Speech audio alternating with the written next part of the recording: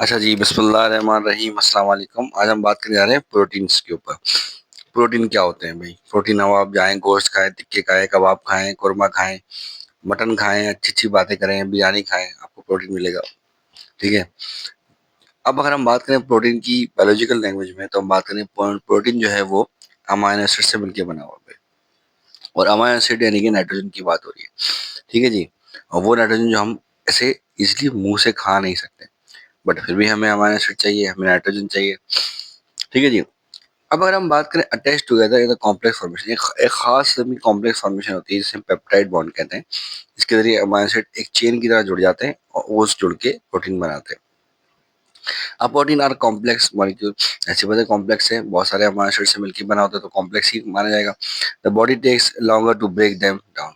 अब जो हमारी बॉडी है उसको आहिस्ता आहिस्ता तोड़ती है अगर हम कहीं से प्रोटीन इनटेक करते हैं तब, ठीक है? As a result they much slower and longer lasting long lasting source of energy than carbohydrate. जाहिर सी बात है, कार्बोहाइड्रेट जो है ना वो इंस्टेंट सोर्स ऑफ एनर्जी है, यानी कि एकदम से आपको एनर्जी देगा और एकदम ही खत्म हो जाएगा, ठीक है ना? जैसे ग्लूकोज घोल के पिलाया जाता है कोई बंदा अगर चक्कर आ रहे हो कुछ हो रहा हो, लेकिन प्रोटीन जो है वो थोड़ा आहिस्ता आहिस्ता आपकी बॉडी में एब्जॉर्ब होता है और लॉन्ग लास्टिंग रहता है, ठीक है? वो बता रहा है आपको, देखो माशाल्लाह से दूध, अंडे, मछली, ये सारी चीज़ें दिखाई हुई हैं उन्होंने, ठीक है ना? मुर्गी भी है इसके अंदर, गोश्त भी है और काजू भी रखे हैं इसने साइड में थोड़े थोड़े से।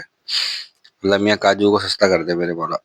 देर आर 20 अमाइनो एसिड्स। अब बता 20 तरह के अमाइनो एसिड्स होते हैं, ठीक है जी? लेकिन हमारे पास जो 9 है ना, 9 है अमाइनो एसिड, वो एसेंशियल है। एसेंशियल माना ज़रूरी है, हर जैसे नमक हर खाने में डलता है ना, ऑयल हर खाने में डलता है, इसी तरीके से ये जो 9 अमीनो एसिड है हर प्रोटीन में इनका मौजूद होना ज़रूरी है, इसलिए एसेंशियल माने जाते हैं। अच्छा, कुछ बुक्स में एड भी लिखे हुए हैं भाई, ठीक है ना?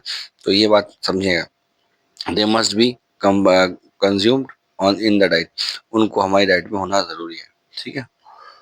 The body need protein to maintain and replace its tissues and their function. ऐसे बताइए, आपको चोट लग जाती है, बाल बाल भी हमारे प्रोटीन से मिलके बने हुए हैं, तो बाल टूट जाते हैं या नाखून टूट जाते हैं या कहीं हमें स्किन में फट जाना, टूट जाना, खराब हो जाना, रिप्लेसमेंट ऑफ स्किन हमारी, वो सारी सारी कौन कर रहा है? प्रोटीन कर रहा है।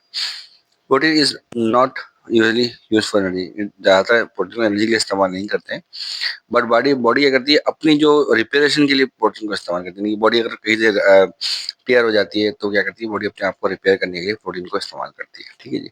इसको अगर हम बॉडी को देखें, if the body is not getting enough calories, अगर बॉडी जो है वो खास अमाउंट ऑफ कैलोरी हासिल नहीं कर पा रही है अपने न्यूट्रिएंट्स के अंदर से या फैट के अंदर से, तो फिर वो क्या करती है, प्रोटीन को इस्तेमाल करती है, किसके लिए? एनर्जी के लिए।